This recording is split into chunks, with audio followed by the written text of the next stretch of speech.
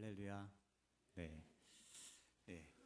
한 가지 분명한 것은 제가 오늘 여러분의 장기를 가져가려고 온 것은 아닙니다. 염려하지 마십시오.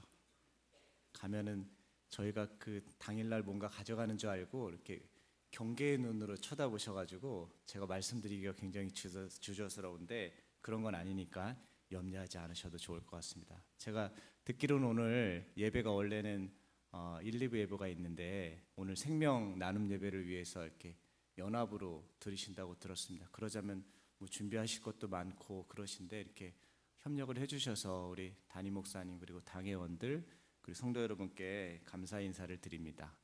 오늘 나오신 분들은 뭐 다 이렇게 서야 가실 준비가 되신 걸로 제가 믿어도 될까요? 네. 예, 아직 잘 처음 들으시는 거니까 마음의 준비가 안 되셨으니까 제 얘기를 통해서 여러분 오늘 하셔도 좋고요. 또 오늘 이런 게 있구나 한번 생각해보는 그런 시간이 되셨으면 좋겠습니다.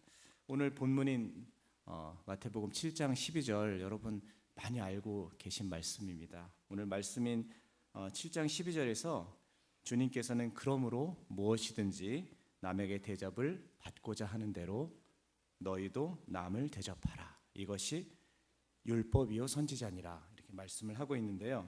남에게 대접을 받고자 하는 대로 대접하라. 이것이 최고의 율법이고 최고의 선지서, 그러니까 성경의 최고의 말씀이다라고 오늘 말씀을 하고 계십니다. 오래전부터 이 말씀을 그래서요 황금율이라고 불렸습니다.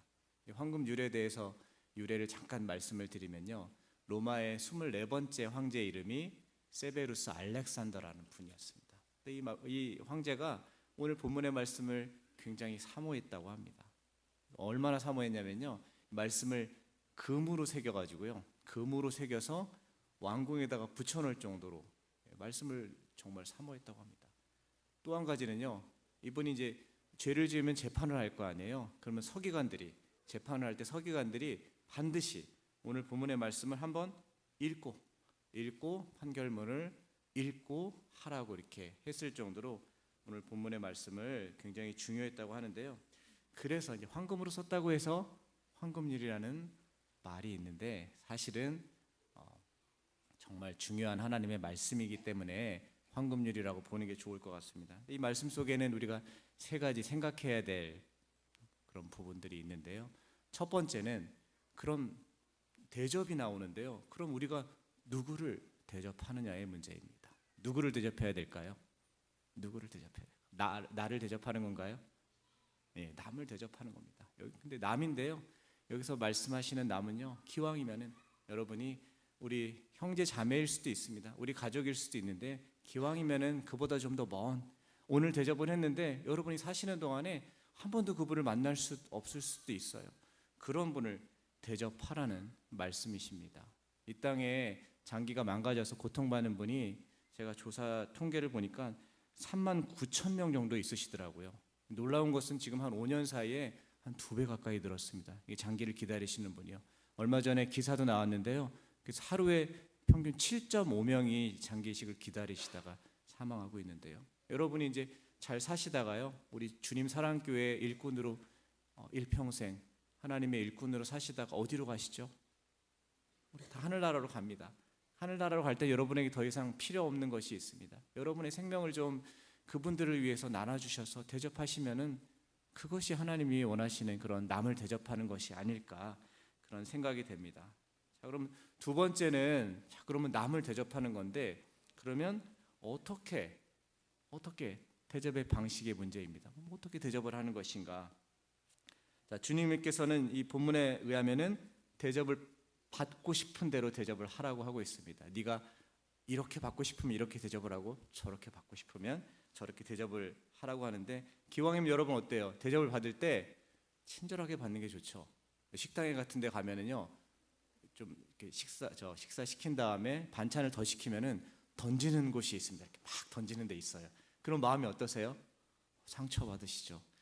저는 이게 마음이 약해가지고 그렇게 한다고 이렇게 얘기를 못해요. 근데 어떤 분들은 막 이렇게 얘기하더라고, 이렇게 던지냐고 막 얘기도 하는데 저는 그냥 마음속에 담아만 두는데 다시는 오지 말아야지 하고 마음속에 담아만 두는데 보통 마음이 안 좋으세요. 또 어떤 곳에 가면은요, 전에 어느 이렇게 식당에 가니까 앉아서 주문을 받더라고요. 저도 앉아야 되나 이렇게 막 이렇게 고민이 되는데 앉아서 막 이렇게 주문을 받는 것도 있는데 그렇게 받으면 또 이렇게 친절하게 해주니까는 다음에 또 와야 되겠다 이런 생각도 드시잖아요. 맞습니다. 기왕이면 다른 사람을 대접할 때 여러분이 정말 받고 싶어 하는 그런 방법대로 내가 이렇게 해주니까 기분이 좋더라 하는 방법대로 하라고 말씀을 하고 계십니다.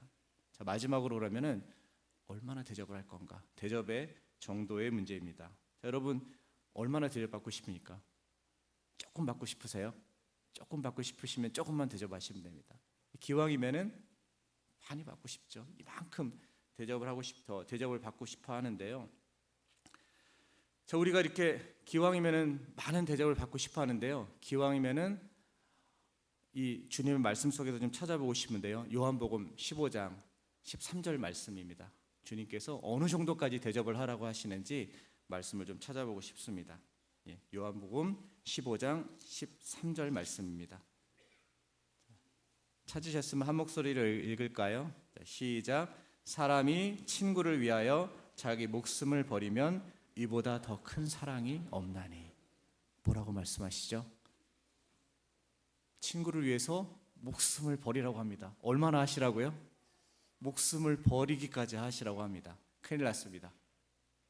오늘 예배 잘 성탄전에 예배 잘 드리려고 왔는데 목숨을 내놓으라고 하십니다. 목숨이 여러 개여서 이 목숨은 우리 존경하는 담임 목사님 드리고 이 목숨은 뭐 우리 사랑하는 형제 드리면 참 좋은데 하나님이 우리에게 허락하신 목숨은 딱 하나밖에 없습니다. 하나밖에 없습니다. 자, 여기서 말씀드리는 건데 목숨을 주라는 것은요, 내가 생각하기에 가장 소중한 것을 좀 나누어 줄 수 있으면 좋겠다는 겁니다. 첫 번째는요, 우리 예수 그리스도의 복음입니다. 보니까는 1층은 거의 차 있는데 2층은 조금 비어 있는데요. 여러분 이 비어 있는 자리는요, 여러분이 간절히 기도하시면은 하나님이 이 지역 주민들을, 예수 안 믿는 분들을 채워 주실 줄로 믿습니다. 그런데 더 원하시는 건요, 여러분이 기왕이면 이 성탄을 앞두고서요, 안 믿는 분들을 좀 강권해서 이 빈자리에 앉히는 것. 그래서 예수 그리스도의 복음을 나만 갖고 있는 것이 아니라요, 나만 목숨을 사는 것이 아니라 그 복음을 전해서 좀 빈자리를 채우는 것도 하나님이 원하시는 줄로 믿고요, 이것도 목숨을 주는 거라고 믿으시기 바랍니다. 자, 두 번째는 여러분이 말씀드린 것처럼 세상을 떠나실 텐데요, 더 이상 여러분에게 필요 없는 겁니다. 천국에 가시면은 우리의 육신의 장막은 벗어버리고 우리 영혼만 가게 되는데, 우리 육신의 장막을 벗을 때 여러분의 생명을 나누어서 다른 생명을 살리면 그것도 형제의 목숨을 구원하는 것이라고 생각이 됩니다. 자, 제가 남을 대접하라고 말씀드렸고요, 그 다음에 여러분이 원하시는 방법대로 대접을 하라고 말씀드렸고요, 그리고 목숨을 주기까지 형제를 사랑하라고, 대접하라고 말씀을 드렸는데, 이 땅에 하나님께서요, 우리 본부를 통해서 장기교정 운동을 시작한 지 올해로 꼭 29년이 됐습니다. 내년이 이제 30년이 되는데요, 30년 동안 저희가 열심히 하긴 했는데 말씀드린 것처럼 아직도 장기를 기증하시는 분들이 적어서요, 하루에 평균 그렇게 7.5명이나 사망을 하고 계십니다. 사실 이게 오해가 있으셔서요, 장기 기증에 대한 좀 오해들이 있으셔서 그런 경우가 많습니다.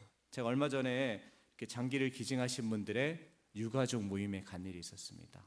그러니까 기증하시면 이제 가족들이 남잖아요. 본인은 기증을 하시지만 유가족 모임에 갔는데 부산 쪽에 모임을 갔었어요. 근데 여러분들이 이제 말씀을 하시는데 사실은 이제 갑작스럽게 장기를 기증하신 분들인데, 이분들이 이제 장기 기증에 대한 오해들이 있으셔서 살 수 있는 가족인데 기증했다고 생각하시는 것이에요. 근데 사실은 뇌사라는 것은 절대로 사실 수가 없으세요. 여러분, 뇌가 대뇌 그리고 소뇌, 뇌간 이렇게 세 가지로 구분되어 있는데 완전히 정지된 것을 뇌사라고 합니다. 이 뇌사 시에는 어떠한 치료를 해도 살아나실 수가 없고요, 한 일주일 정도가 지나면은 뇌가 정지하고 심장도 이어서 이제 정지를 해버리게 됩니다. 이제 뇌는 멈춰버리고 한 일주일 정도 텀 정도가 있는데, 그게 이제 뭐 심장이 멈추라고 한다고 심장이 멈추진 않잖아요. 뇌에서 심장이 평생 뛰어와서 자기 스스로 이제 뛰게 되는데 그 기간이 한 일주일 정도 되는 거죠. 그래서 결국은 멈추게 되는데, 이때 뇌사 판정을 받으면 요 사이에 이제 기증을 하시는 게 뇌사인데, 많은 분들이 돈만 있으면 살 수 있는데 내가 가족을 먼저 보낸 거 아닌가 이렇게 말씀을 하세요. 그래서 그 자리를 빌어서 그런 게 아니라 여러분이 훌륭한 선택을 하신 겁니다. 이렇게 말씀을 해드리는데, 한 분이, 다른 분들은 다 울면서 이렇게 말씀을 하시는데 한 분이 유독 울지 않고 담담하게 말씀하시는 거예요. 그분은 아들을 보내셨더라고요. 제 아들은 대학생이었는데 헌혈을 아주 잘하는 학생이었습니다. 하루는 헌혈하다가, 헌혈하면 어지럽잖아요. 잠깐 어지럽는데 헌혈차가 와서 학교에서 헌혈하고 내려오는데 어지러워서 발을 헛디뎠는데 뇌진탕이 됐대요.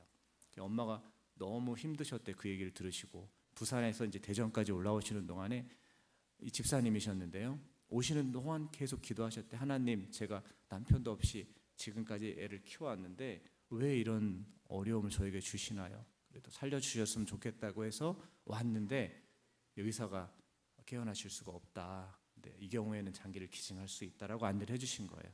집사님이 고민이 되셨대요. 기도를 하는 중에 하나님이 이렇게 말씀하시는 것 같더래요.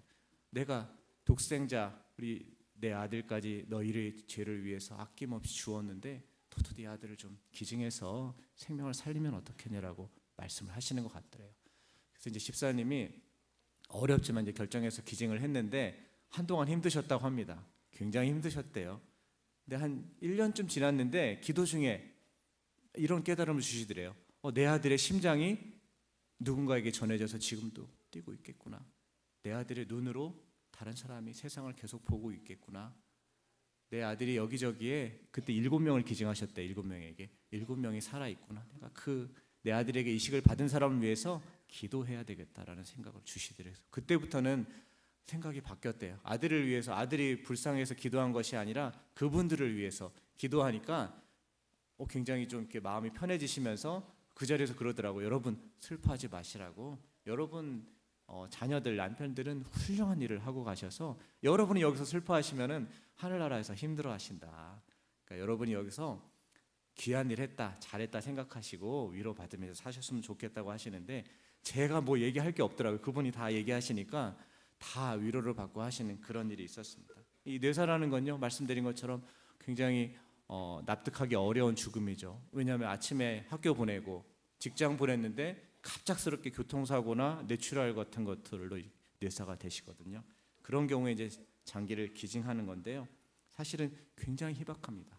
하지만 하나님이 우리를 어떻게 부르실지 모르시잖아요. 그래서 그때 하나님이 그렇게 부르실 때는 장기를 좀 기증할 수 있으면 좋겠다, 그런 말씀입니다. 우리 영상에 나온 강원 목사님 해성 컨벤션 고등학교의 교목이셨어요.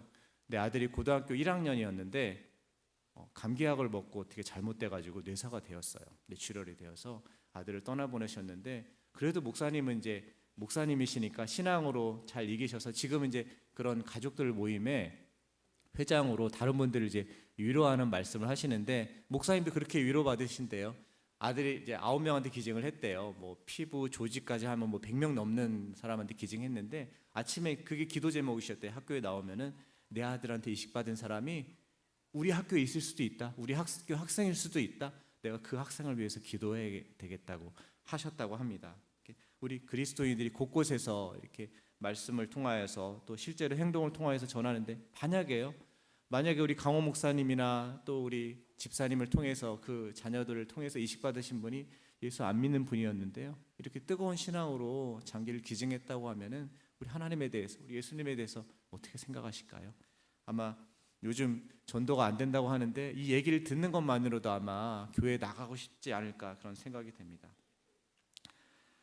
자, 영상에 보면은 우리 지원 양이 나오는데요, 지원 양은 초등학교 때부터 눈이 좀 어려웠대요. 이게 눈이 앞으로 이렇게 튀어나오는 그 각막이 앞으로 돌출되는 원추각막이라고 하는데, 그런 질환이 있었대요. 그래서 상이 맺혀야 되는데요, 각막이라는 것이 빛이 들어와서 시신경에 전달하는 역할을 하는데, 이게 후천적인 이유 때문에 그렇게 뭐 앞으로 튀어나오거나 아니면은 세포가 손상이 돼서 뿌옇게 흐려집니다. 백내장 같은 겁니다. 흐려지면 앞을 못 보는데, 우리 지원 양은 사진을 자세히 보셨으면 아실 텐데요, 아버지가 개척교회 목사님이시고요, 남동생만 5이 있었어요. 그러니까는 뭐 어떻게 딸을 배려할 수가 없었던 거죠. 사실 수입을 할 수 있습니다. 각막은요, 수입을 해올 수 있는데 수입하는데 한 3,000불, 350만 원 정도 비용이 들어요. 근데 뭐 개척교회 목사님이 어려웠죠. 근데 지원양 같은 경우에는 동갑내기 아이가 갑자기 세상을 떠나면서 기적적으로 이식을 받게 되어가지고 그래서 저희가 수술비를 모금해서 이식을 받게 해줬는데 지금 이제 시간이 많이 지나가지고 거제도에서 사회복지사로 일을 하고 있어요. 앞을 잘 보면서 자기가 이제 받은 사랑이 있으니까 다른 사람한테 복지사로서 열심히 활동을 하고 있습니다. 이 각막은 사실은 누구나 주실 수가 있습니다. 제가 예배 전에도 우리 장로님께서 저는 좀 개인적인 질환이 있었는데 이 경우에도 기증할 수 있나요? 물어보셨는데 연세하고도 무관하시고요. 위암 이런 암이 있으셔도 상관없으세요. 그 다음에 전염성 질환만 아니면 누구나 가능하시고 기증하시는 것은 이제 6시간 안에 돌아가신 다음에 이제 저희한테 연락을 하시면은 기증하실 수가 있습니다.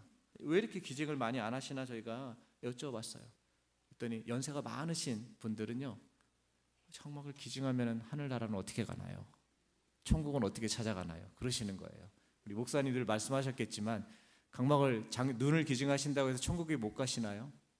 여러분 돌아가시면은요, 여러분의 육신은 화장터에 재가 되거나 땅에 묻히게 됩니다. 그리고 여러분의 영혼만 하늘나라로 가게 되죠. 그리고 주님 오실 때 우리가 신령한 모습으로 부활한다고 성경에서 말씀하고 있습니다. 여러분이 각막을 주시고 하늘나라에 가시면 하나님 이러실 거예요. 잘했다, 착하고 충성된 종아, 네가 일평생 우리 주님 사랑교회에서 일꾼으로 쓰다가 쓰임 받다가 눈을 주어서 두 사람에게 빛을 선물했구나. 이렇게 꼭 안아주시지 눈을 빼주고 왔냐고 막 화내지 않으실 테니까 염려하실 필요 없으십니다. 또 어떤 분들은 아픈 거 아니냐고 그러세요. 각막을 기증하시면은 아픈 줄도 모르죠. 돌아가신 다음인데요. 만약에 아프시면은 하나님이 기적적으로 살려주시는 거니까 다시 일어나시면 됩니다. 아픈 줄도 모르죠. 저희가 이제 24시간 전화를 받아요. 왜냐하면 돌아가시는 경우가 보통 새벽녘이시거든요. 근데 저도 이제 전화를 받는데 꼭 한 2-3시 정도 되면 전화를 주세요. 술 많이 드신 다음에, 술 많이 드시면 이제 뒤끝에 뭔가 이렇게 사회를 위해서 헌신하고 싶으신가 봐요. 전화해서 눈을 가져가라고. 제가 어디서 이렇게 있는데 눈을 좀 가져가라고 이렇게 전화를 주시는데 살아서는 절대 주실 수가 없고 돌아가신 다음에 주시는 거다. 여러분들 두셨으면 좋겠고요. 2009년에 우리 한국교회 큰 어른이셨는데요. 민족 복음화를 위해서 정말 그 피 묻은 그리스도를 전하겠다, 그런 복음의 열정을 가지셨던 어르셨는데 김준건 목사님, 그분이 2009년에 소천하셨는데 각막 2개를 주어서 두 분에게 빛을 주셨어요. 그 당시에 86세셨거든요. 그러니까 여기 제가 보기에는 86세가 넘는 어르신은 안 계신 것 같습니다. 그러니까 여기 계신 분들은 누구나 기증이 가능하시고요. 여러분이 각막 2개를 기증하시면 어려운 분들은 정말 이식을 받을 수가 없는데 큰 일을 하시는 겁니다. 작년에 43명이 기증하셨어요. 각막이 몇 개인가요? 86개. 네. 모자라는 거는 아까 말씀드린 거지, 수입을 해오는데 수입해오는 게 한 600건 정도 됩니다. 외국에서. 미국은 넘친대요. 넘쳐가지고 우리 같은 나라에 보여지는데, 만약에 오늘 제가 듣기로는 한 400여 명 성도들이 이 자리에 함께 하신대요. 여러분께서 오늘 각막 기증 서약에 다 참여하시고 돌아가실 때 각막을 기증하시면 아마 이 모습을 통해서 한국교회 다른 교회도 전해져서요, 아, 그리스도인들이 세상 떠나면서 각막 주는 거는 정말 너무나 당연한 일이구나, 그런 일이 생겨서 몇 해 지나지 않아서 각막 기증 운동이 필요 없을 수도 있습니다. 그런 일에 우리 주님 사랑교회가 함께해 주셨으면 좋겠습니다. 보면은 우리 서약서에 생존시 기증이라는 것이 있습니다. 한번 펼쳐보시겠습니까? 서약서를 한번 꺼내주시겠어요? 생존시 기증. 자, 사랑의 장기 기증 희망 등록서. 제가 각막을 말씀드렸고 뇌사 기증을 말씀드렸고 생존시 기증이 있는데, 생존시 기증은 굉장히 어렵습니다. 이거는 남한테 하라는 건 아니고요, 가족 간에 하라는 겁니다. 자, 혹시 여기 부부 사이에 앉으셨으면 용서하고 들으십시오. 부부 사이에도 잘 안 주신다고 합니다. 살아서 신장도 주고 간도 주는데요, 부부 사이에 잘 안 주시는데 특히 남편들이 잘 안 준다고 합니다. 부인은 잘 주시더라고요. 통계를 보니까 남편이 얼마나 안 주는지 통계를 말씀드리면 바로 시험에 드시니까 제가 통계는 말씀 안 드리는데 하여튼 부인이 좀 많이 주는 편이라고 하는데, 쌍존시 기증은 남을 위해서 주기는 어렵지만 가족 간에 주는 운동을 저희가 하고 있어요. 그러니까 기다리는 분들은 많은데 받기가 어렵거든요. 주시는 분이 적으니까. 그래서 가족 간에 서로 주어서 이렇게 할 수 있는데, 생존시 기증에 특히 신장만 하나 말씀을 드리면요, 신장은 여러분 한번 주먹을 접으시겠습니까? 주먹을 한번 접으시고 그대로 등 쪽으로 한번 가져가십시오.